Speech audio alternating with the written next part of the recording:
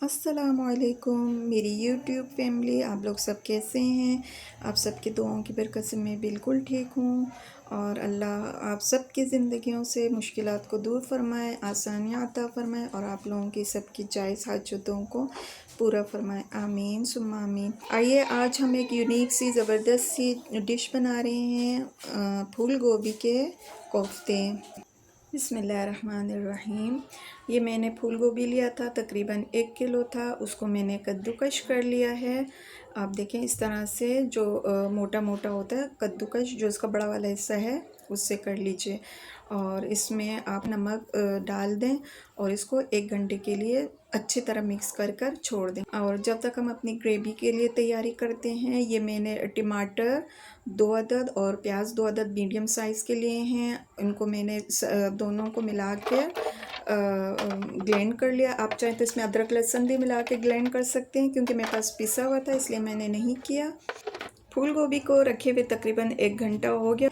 तो ये देखें इसका पानी बहुत आसानी से निकल रहा है। जब ये तमाम पानी निकल जाएगा तो देखिए ये इस तरह भुरभुरा सा हो जाएगा। उसको अलग अलग दाने से कर लीजिए और इसका जो पानी निकाला था इसको भी ज़ाया नहीं करें। इसको हम बाद में ग्रेवी में इस्तेमाल करेंगे। अच्छा, इसके अंदर अब कुछ चीज़ें हमने मिलाने हैं, वो आप देख लीजिए कि मैंने एक छोटी प्याज मिलाई है बिल्कुल बारीक चॉप करके, और धनिया हरी मिर्ची मैंने मिलाई है। मेरे पास धनिया कम था, अगर आपके पास इससे थोड़ी ज़्यादा हो तो आप ज़्यादा भी मिला सकते हैं।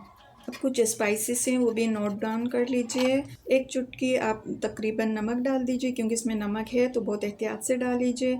1.5 चाय का चम्मच पिसा हुआ धनिया, 1 चाय का चम्मच लाल पिसी हुई मिर्च, आधी चाय की चम्मच हल्दी और गरम मसाला तकरीबन आधा चाय का चम्मच।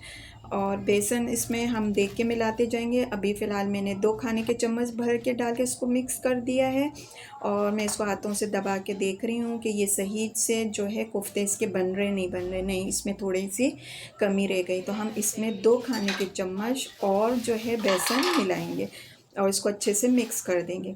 ये देखें हमारा जो कोफ्ते का मटेरियल है वो बिल्कुल तैयार है और बहुत अच्छे से इसके कोफ्ते बन रहे हैं। आप इस तरह कोफ्ते बनाते जाएं और रखते जाएं। साइज़ जो है वो आपकी मर्ज़ी है, आप छोटा रखना चाहें या बड़ा रखना चाहें, जैसे आपको साइज़ पसंद हो आप रख सकते हैं। ये हमारे कोफ्ते तैयार हो गए हैं और एक तरफ जो है हमारा तेल जो है फुल फ्लेम पे हमने पहले गर्म होने के लिए रख दिया था। फिर चूल्हा हल्का करके जो है पहले मैंने एक कोफ्ता डाल के चेक किया, उसके बाद बाकी कोफ्ते मैंने सारे डाल दिए। इस दौरान आपने फ्लेम को जो है वो दरमियानी से थोड़ा सा कम रखना है और डालने के फ़ौरन बाद आपने इसमें चम्मच नहीं हिलाना है। तकरीबन 1 मिनट के बाद आप चमचे से इसको हिला सकते हैं। ये देखें कितने खूबसूरत गोल्डन कलर के ज़बरदस्त से कोफ्ते हमारे बन के तैयार हो गए। कोई नहीं कह सकता कि ये गोश्त के हैं या सब्ज़ी के हैं। जो आपको तंग करते हैं ना, सब्ज़ी नहीं खाते, उनके लिए तो ये बेस्ट है। चले जी, आइए अब हम ग्रेवी तैयार करते हैं। 4 खाने के चम्मच मैंने इसमें ऑयल डाला है और जिस तरह आपने अभी देखा तमाम गरम मसाले मैंने इसमें शामिल कर लिए हैं और जो हमने पेस्ट बनाया हुआ था प्याज टमाटर का वो इसमें मिला दीजिए। हाँ, अगर आप चाहें तो अदरक लहसुन पहले इसमें फ्राई करके फिर ये डाल सकते हैं, मगर मेरा क्योंकि पिसा हुआ है तो मैं सब एक साथ शामिल कर रही हूँ। और 2 खाने के चम्मच मैंने अदरक लहसुन भी डाल दिया है।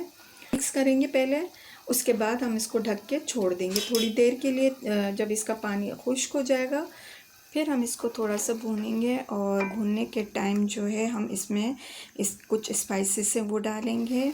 पिसा हुआ धनिया 1.5 चाय का चम्मच, हल्दी आधी चाय की चम्मच, लाल मिर्ची 1 चाय की चम्मच और गरम मसाला 1 चाय का चम्मच। नमक आप चख के हस्बे ज़ायक़ा डालिएगा, मैंने 1/4 चम्मच डाला है। और इसको भूनने के बाद थोड़ी देर ढक लें।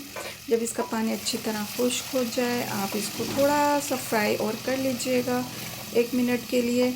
और साथ ही फूल गोभी का जो हमने सबसे पहले पानी निचोड़ के रखा था वो और 2 गिलास पानी इसमें शामिल कर लें फुल फ्लेम पर।